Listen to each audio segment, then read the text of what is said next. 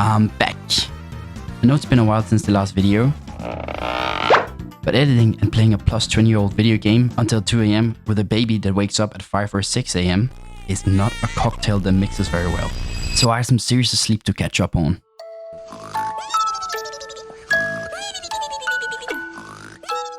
Whilst being on a short break, my at the time guild had disbanded twice. And the second time, I'm able to see through this toxic relationship and I dump my Danish comrades faster than any of them can say, "Rød grød med fløde." I've then made the decision to join a new guild called Leftover, which is my ticket into the big leagues. And since it's only a matter of time before these hardcore servers become barren and forgotten, since players will eventually realize the truth, grinding relentlessly to reach level 60 only to die to a ball of sludge, or maybe because your cat jumped on your keyboard, is no fun. So this means each new episode is going to be way much more packed with more dungeons and more content, and our journey begins as our path is heading towards Golomance. Scrapping a team together was not too bad for playing on a server with a declining population. 10 minutes later, we'd assembled a whole group and we're on our way to Golomance, with little to no complications along the way. Sad. The reason why we're running Golomance is for a chance at getting the Wind Reaver Greaves, which are far superior to my current worn down cloth boots. These boots will provide me with the final piece of hit rating gear I need to reach the recommended 9% hit for rating. As we enter Golomance for the very first time, we easily clear our way to the first boss, Krytornis the Herald, who's actually the boss who can drop my boots. This boss, however, is unlike all others in Golomance and has to be summoned with the Blood of the Innocents, an item that can be dropped by killing specific bosses inside Golomance. Luckily, our tank tells us, I have the blood. Until he realizes he doesn't. Oh shit, I used it. Sorry. So we continue our way through Skolo and everything is fine until my game crashes.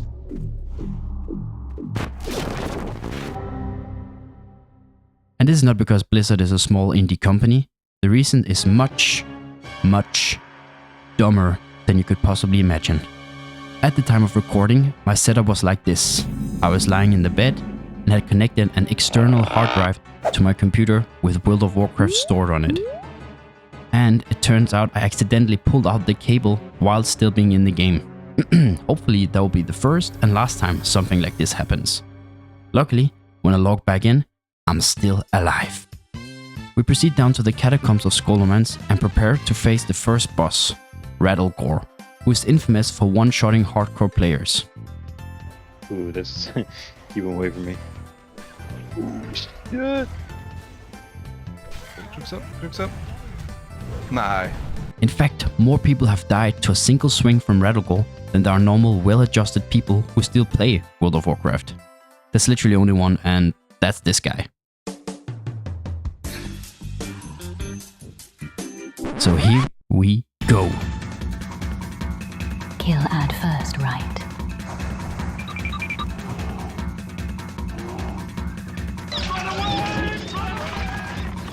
Immediately, my pet rips thread. Rattlegore then decides to change targets to me. Comes charging forward, and in a panic, I click my naked macro. So hey, don't ask me why I have this. Had I just looked a little bit more to my right, I would have found my actual feign death. After one hit from Rattlegore, I'm not interested in finding out what he has to say next, so I use one of my petries in a panic. At least Rattlegore changes targets and I'm off the hook now, right? Not wanting to farm dinosaurs for the next 2 days and spend my life savings on another petri, I managed to click the correct feign death macro.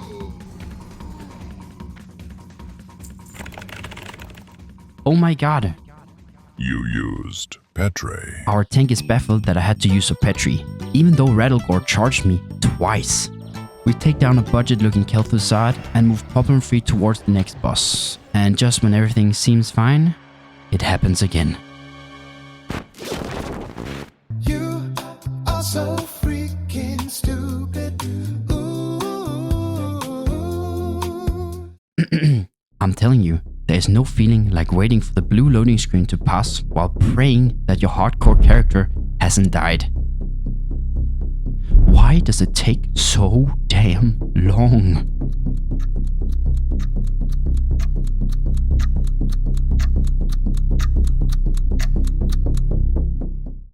Luckily, we slither through death's tight grip yet again, and I rejoin my group. We take down the next boss and move forward to the next one, who actually does drop a weapon, which I only found out later wasn't even an upgrade. But, I mean, visually, come on, this is definitely an upgrade. Another dead lady and a sketchy boss pull later. Get your ass back here! We find ourselves facing the dungeon's last boss. Thankfully, he went down without much of a fight. As we're about to say our goodbyes, I kinda remind the group that we're still missing the summoning boss, Catonos the Herald, who can drop my boots. To summon him, we still have to kill one more boss from the dungeon, Janice Burrow, who has a chance to drop the blood. And now we're about to do something abysmal, something that will change the course of our mage's evening. Wait, don't. All okay to do, Jandis? We all agree and move forward.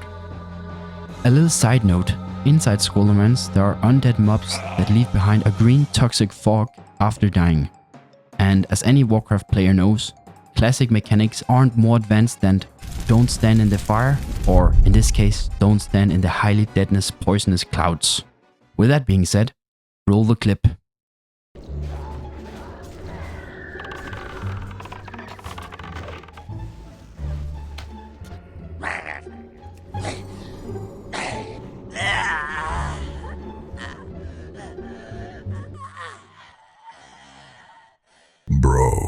Bruh. And that is hardcore in a nutshell. And this is just one of its many victims. Had he just taken that damn portal, he came so close to escaping his fate. And fate is exactly what drove me back into Eastern Blakelands. I still had a quest open called Of Forgotten Memories, which is a part of the Tyrian Fordring quest chain. The quest chain leads you to the graveyard in the middle of nowhere. You wisely clear the nearby mobs, then click some loose dirt, and 4 angry dwarves come charging at you. Hello! On my first attempt, I realized too late that I killed the wrong mob and flee halfway across Eastern Blakelands before they finally drop aggro. On my second attempt, I drop a freeze trap and freeze the dwarf who drops the item. I think I can reset the other 3 mobs and then pull the quest mob alone. Turns out, they chain pull. So after a lot of maneuvering and kiting, I get the mob to sub percent 10 health, and exactly when things start to look bright, the mobs despawn. God damn it! A nearby priest who witnessed this entire disaster unfold is easily persuaded to help me out. We manage to take down the quest mob, and without looting, we flee from the remaining mobs. When we return, there's no dead dwarf on the ground. He apparently despawned in under 2 minutes. Thanks, Blizzard. We try once again, this time changing our approach. We attack the mobs head on, with an alliance priest even assisting us. I make sure to loot Talon's hammer, the quest item, mid-combat to avoid any more despawns. And we clean up the remaining mobs with ease. Being the ethical WoW gamer that I am, I proceed to pay the priest some hush money to not rat me out for the help. Then Tyrion proceeds to hand us another not so noteworthy quest. After that is completed, the following quest of Love and Family requires you to travel inside Stratholme, specifically the living side. While waiting for my group to arrive, I try to make up for all the dead Petri potions that put me in lately by mining nearby nodes. And yet again, My God, you don't learn from your mistakes. by some gracious miracle, we survive yet again.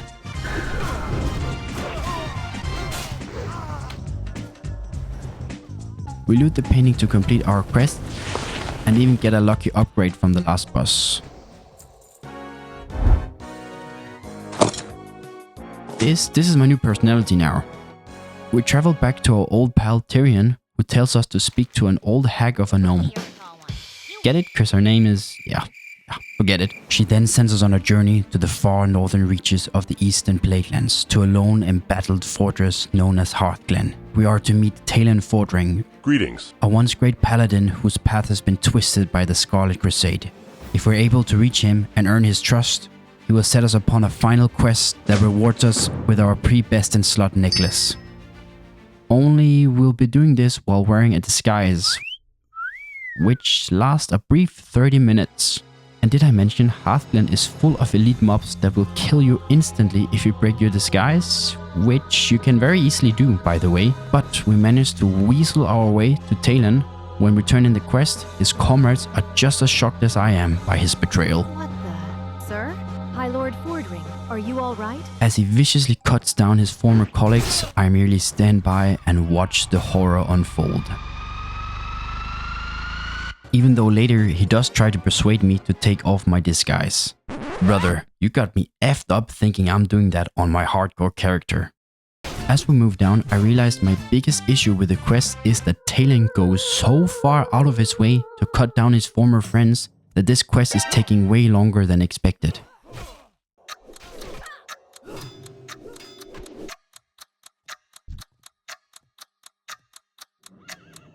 Bro, that is just a peaceful worker. Leave her alone. You filthy monster. At last, we'll soon be able to smell fresh air again and stop hovering over my petri potion in this elite-filled hell of a fortress. Wait, Talon. Bad Talon, bad Talon. God damn it. Finally, only one pack stands in our way of completing the escort. Surely, nothing bad will happen.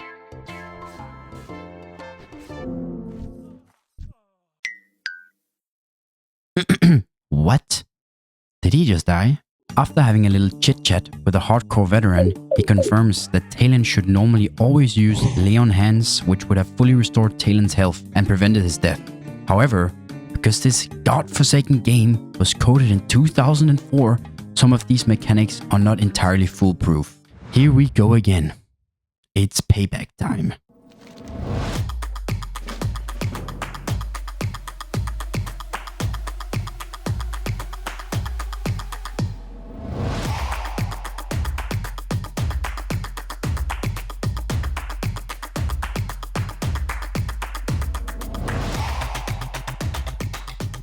The fight ends up looking quite similar to last time, with Talon dropping to low health, but then...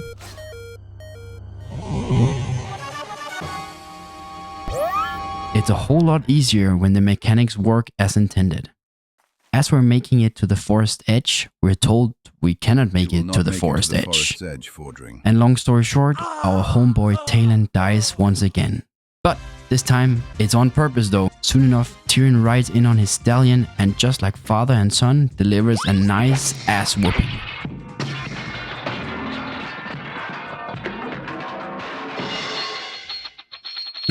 After a little bit of mourning, I've abandoned my boy! We're rewarded with the Mark of Fordring. And at this point, I realized I still have an empty trinket slot open, which leads me to Ashara. There, a bear tells me to kill some deers and then to kill some big three-headed lizards. And after turning in that last quest, he's also able to give me another quest, which is the reason we're here in the first place. The reward he can give is one of 3 different blue items, and we are interested in the Devil's Saw Eye, a trinket with an on-use effect that greatly increases our attack power and gives us 2% extra hit. The only slight issue is that the quest requires us to enter Sunken Temple and kill and loot Morphus, a level 52 elite dragon. A Sunken Temple is considered a dungeon you do between the levels 50 and 55, and Hardcore has implemented a rule that prevents level 60 players from joining lower level players in dungeons, which means I was at a loss. So 20 days later, and after a Reddit post, I was making my way into Sunken Temple, the full group of 60s. And had it not been for this guy, I would never have been able to get a group. The whole dungeon was quite uneventful. I mean, what do you expect? Most mobs are either grey or green to us, and against a band of 60 gigachats, they stand no chance. Hey look, that's Guzu. Okay, like... We find Morphus and loot his tooth. We then return to Ashara to receive our trinket.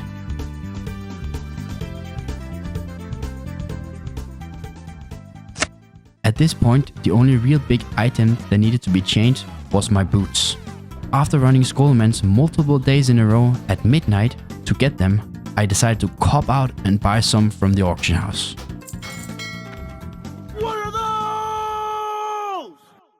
As it stands now, we're able to enter our first raids. Although, there's a slight issue. We're currently not attuned. For those of you who aren't World of Warcraft nerds, or just don't play the right version of the game, attunements are a series of quests, some sending you back and forth across Azeroth to kill multiple elite mobs, others very simple, but all required to do to enter most raids. The first attunement I do leads me down to Blackrock Spire into the molten lava itself. There I meet an NPC named Lotus Riftwaker, who besides having an awesome last name, is able to provide me with a quest called Attunement to the Core. This quest simply requires you to loot a rock inside BRD. That's pretty much it. So I went ahead and did that. Which now means we can enter. But why stop there? Later, my rogue friend and I clear through elite mobs to the right side of Upper Blackrock Spire to kill Scarshield Quartermaster, which starts the attunement quest for Blackwing Lair.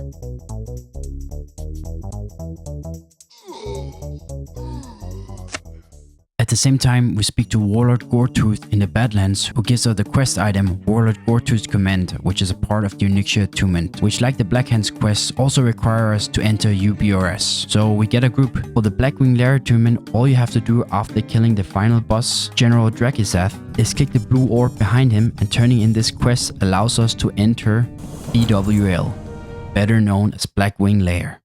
As for the Onyxia attunement, yeah, we're not doing that today. That quest chain is so long it deserves its own documentary series. It sends you zigzagging across Azeroth like you forgot something in every zone. And by the time you're done, you've aged 3 expansions. I mean, Cataclysm wasn't that bad, was it? I'll be tackling that nightmare in the next video. It's also during this UBRS run that a veteran hunter lets me know of a mind-blowing fact. Some hunter pets in Classic are better than others for damage.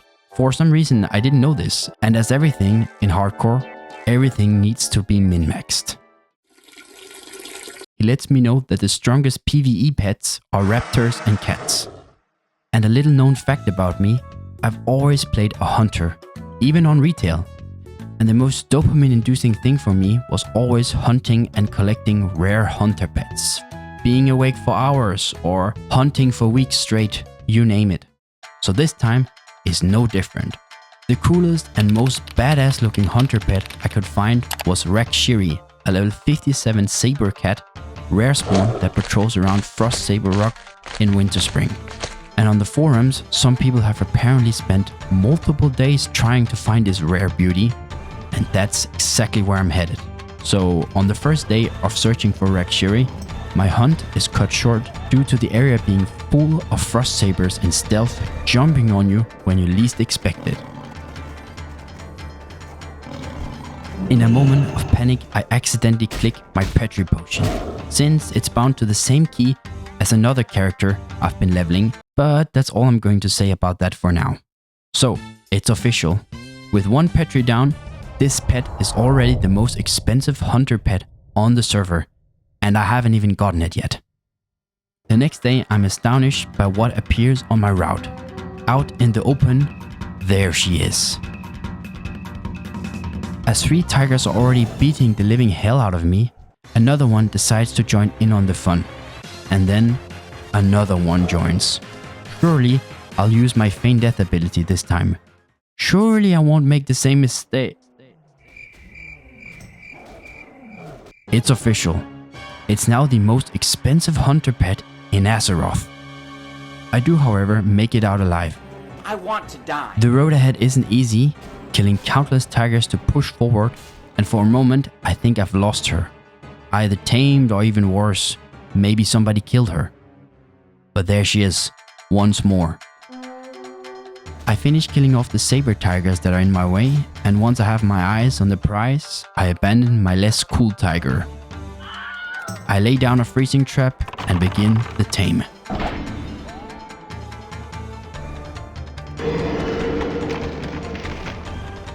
If my feign death gets resisted now, I am literally dead.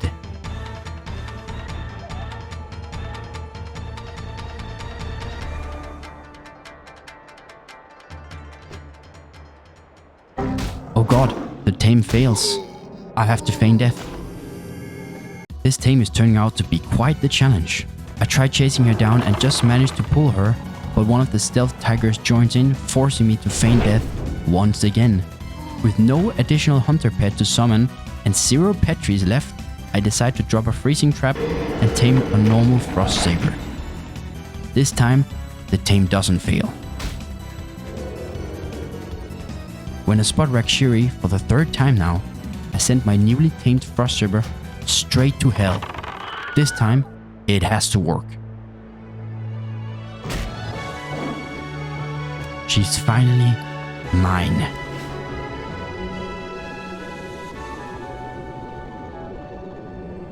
I really would like to rename her, so if you have a good suggestion, make sure to leave it in the comments and I'll rename her in the next video. It's official, the long enduring previous grind has finally come to an end. We can look back over this hill of and at last turn our eyes toward what comes next. Raids.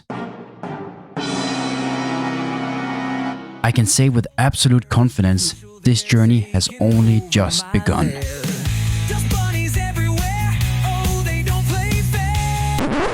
And hey, make sure to tell me what to name my pet. Seriously. Anyway, roll the outro, baby.